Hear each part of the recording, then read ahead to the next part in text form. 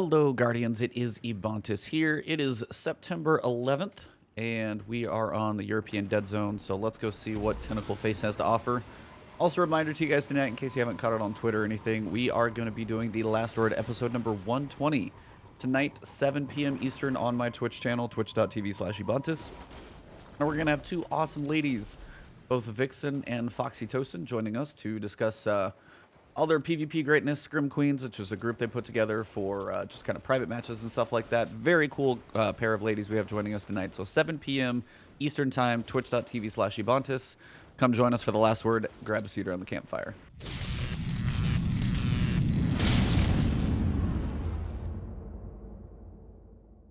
All right, well, this week we, of course, always have the exotic engram. Make sure you buy that if you're still working on completing your collection. Some of you guys wanted me to buy it to see it.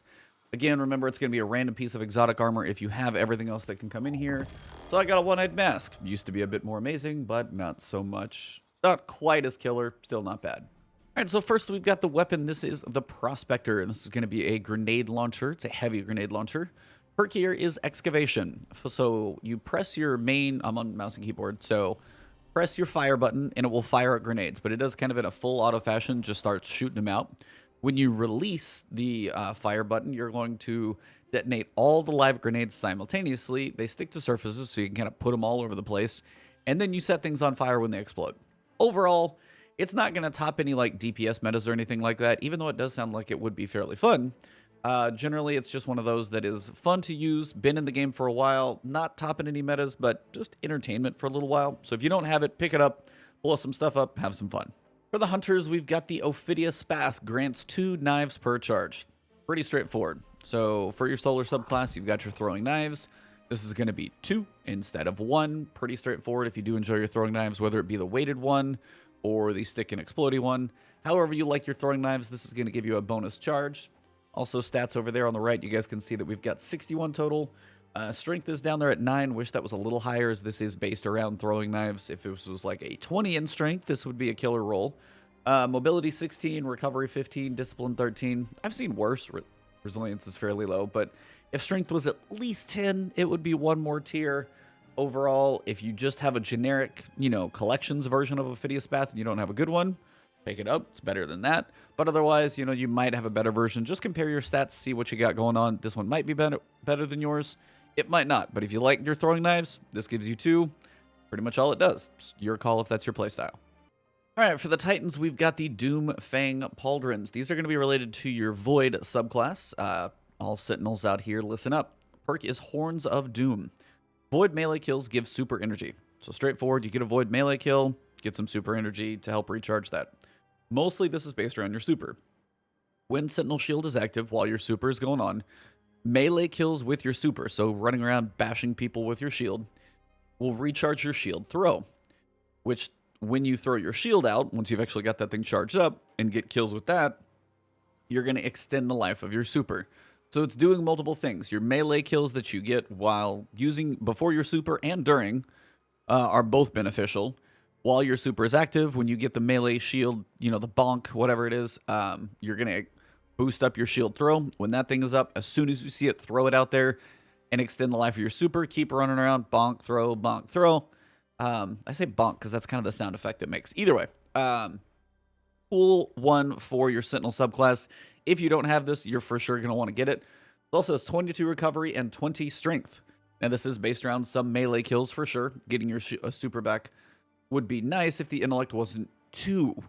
Now, granted, 22 recovery, 20 strength, I've seen worse, but 2 intellect is as literally as low as it goes. As this is based around your super, I really hope you have intellect on other ones if you want to enjoy this one. This is a 61 stat roll, so you might have a better one anyway. 22 recovery is not bad, but like 3 resilience, that's a low Titan stat. Intellect 2, this is based around your super. The strength is okay, but yeah, this is not my favorite stat roll in this one by any means. But if you don't have this one, never bought it before, or you've only got collections, this is still probably better than collections. But other than that, check your stat roll. This still may not be beating whatever you've got out there already. Overall, cool exotic for sure. If you don't have it, get it. Check your stat comparison though, see if what you have is better. And at least it's 61 total, but man, that's a lot of recovery and strength. But it is 2 tiers of each, which isn't bad. Finally, for the Warlock, we've got the Stag. Dearly Departed. Grants Rift energy when you are critically wounded, so you'll be getting your Rift back sooner if you're, taking a beating.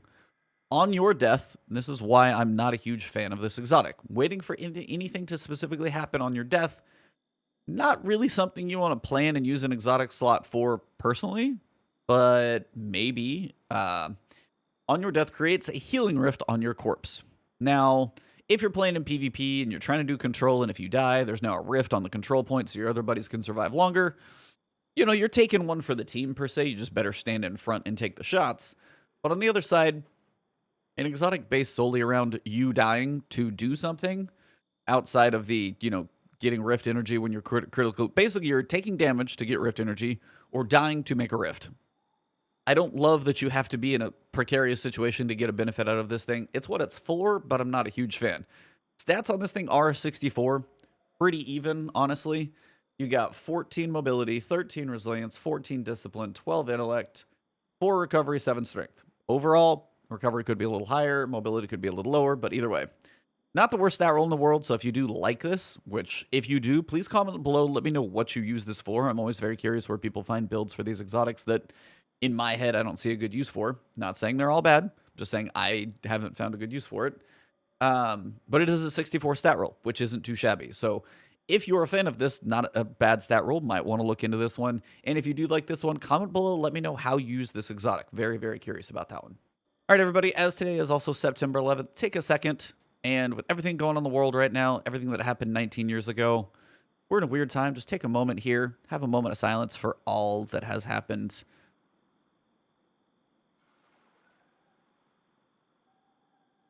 Been a rough 6 months. It's been in a weird 20 years. We got a long ways to go. But either way, as I said, we do have the last word tonight, 7 p.m. Eastern Time, twitch.tv/Ebontis. We'll be live there, talking with those two awesome ladies, Vixen and Foxy Tosin. They're awesome PvP players, so we're definitely going to be having a lot to talk about with the TWAB and everything of that nature. And of course, for me, you guys know where to find me, Twitch and Twitter, Ebontis on both, right here on YouTube.